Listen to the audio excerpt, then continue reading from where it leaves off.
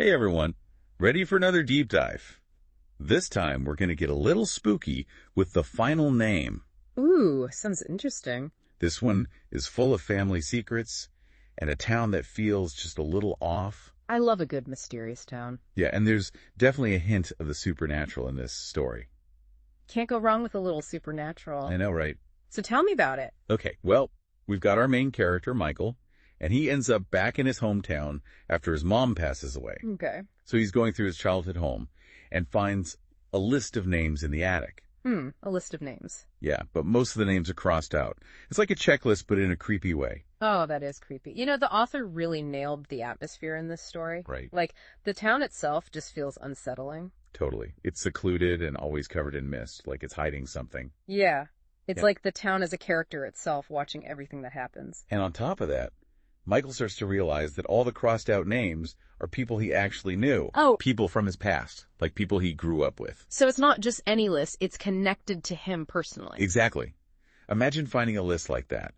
Names of people you knew, all crossed out, except yours at the very bottom. Oh my gosh, that would freak me out. Yeah, it's definitely unsettling. And that list really drives the whole story. It's like a ticking time bomb, you know? You just know something bad's going to happen. Oh yeah, for sure. But of course, Michael decides to investigate. Well, yeah, what else would he do?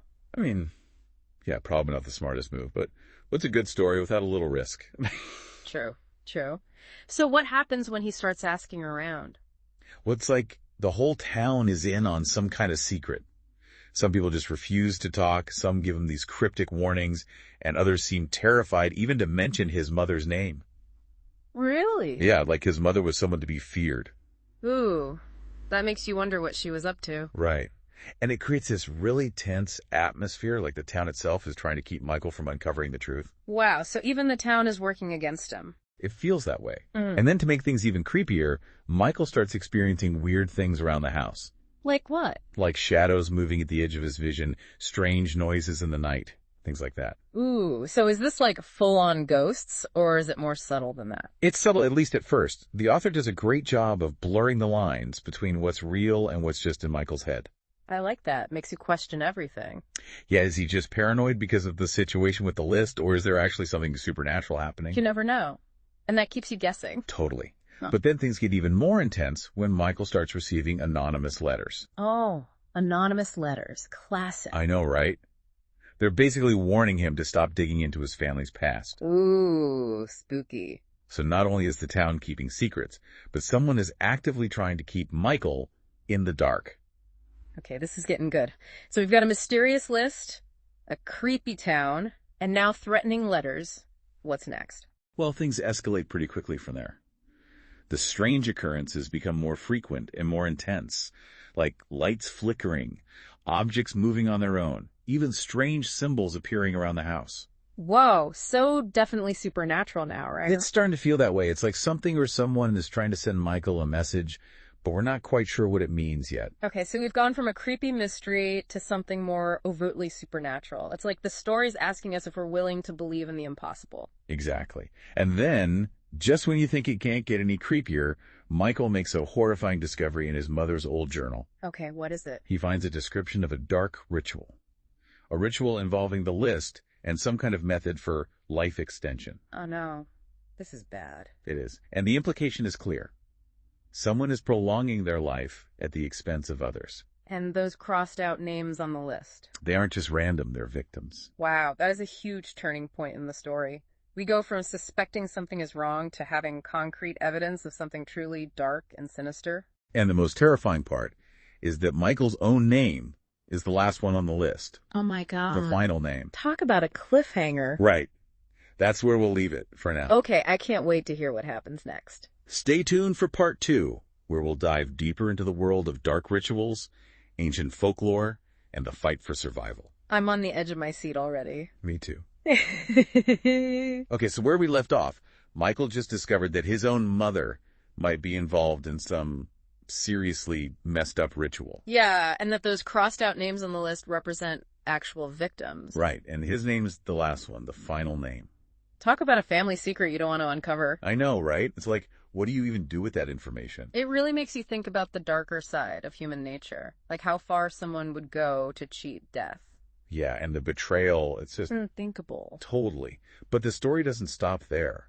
Michael starts having these vivid nightmares like he's being haunted by the people on the list. Oh, that's creepy. Yeah, and he feels this constant sense of dread, like he's being watched. It makes you wonder, are these nightmares just stress, or is there something more going on, something supernatural? It's hard to tell.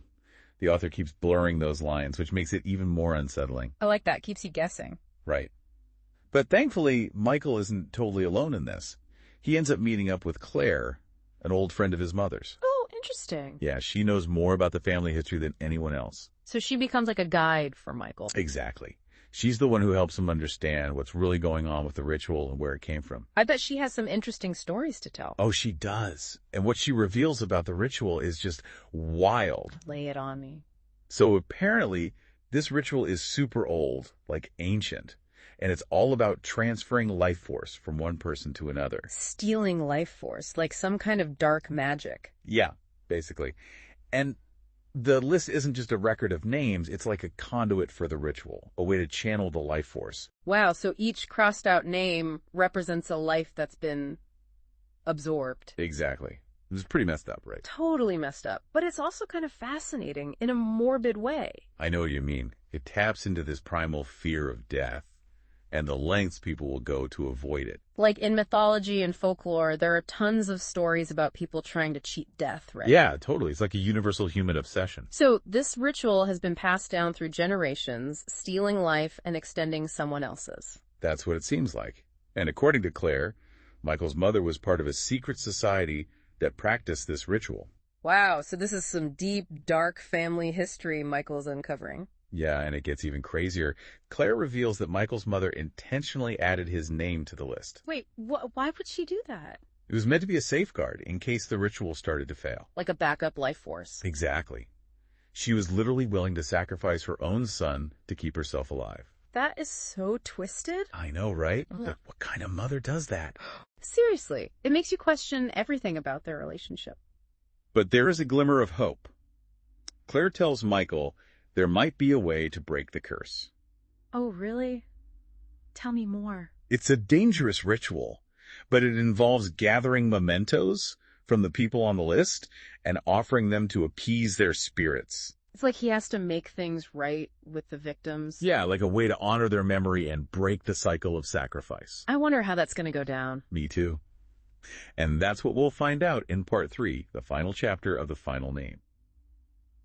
Okay, so Michael's got his instructions on how to break this curse, but it sounds pretty intense. Yeah, like walking a tightrope over a pit of angry spirits. Exactly. And we know from Claire that those spirits aren't going to be easy to deal with. They're victims, you know? They had their lives stolen. It's totally understandable that they'd be upset.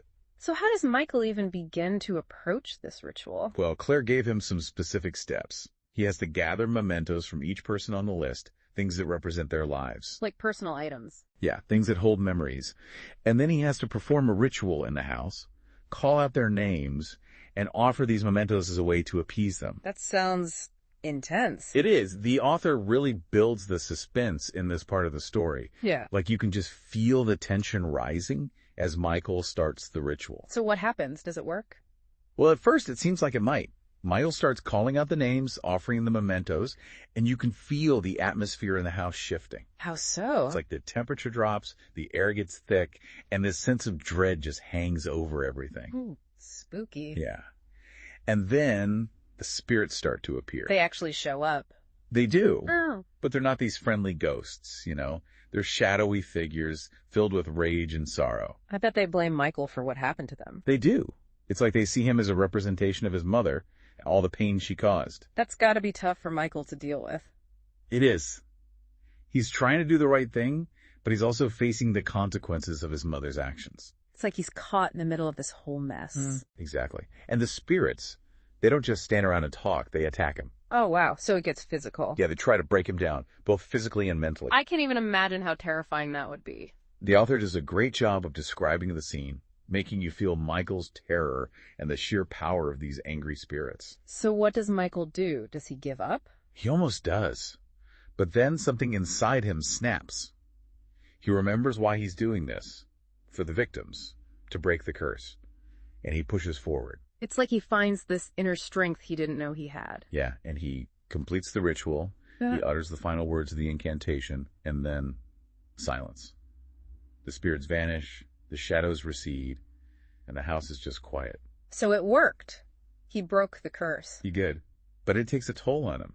He's physically exhausted, emotionally drained, and haunted by what he's seen. That makes sense. It's not like you just walk away from something like that unscathed. Right. It leaves a mark. And even though he's free from the curse, he's still dealing with the trauma, the nightmares, the fear that maybe it's not really over. So what happens to Michael? Does he stay in the town? No. He leaves. He tries to start a new life, but the past keeps following him. That's rough. Like he can't escape what he's been through.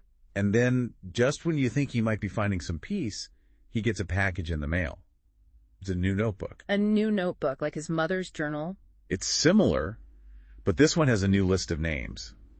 And guess whose name is at the bottom? Michael's. But this time, none of the names are crossed out. Oh no, what does that mean? That's the big question, right? Is the curse back? Is this a new cycle starting? The author leaves it open to interpretation, which is just brilliant. It's like this chilling reminder that some things never truly go away. And that's what makes The Final Name such a powerful story. It's a story about family secrets, the darkness that can hide within us, and the consequences of our choices. It's a story that stays with you long after you finished it. Absolutely. And that's it for our deep dive into The Final Name. We hope you enjoyed this creepy journey. Yeah, thanks for listening, everyone. And remember, sometimes the most unsettling stories are the ones that teach us the most about ourselves. Until next time, keep exploring, keep questioning, and maybe sleep with the lights on.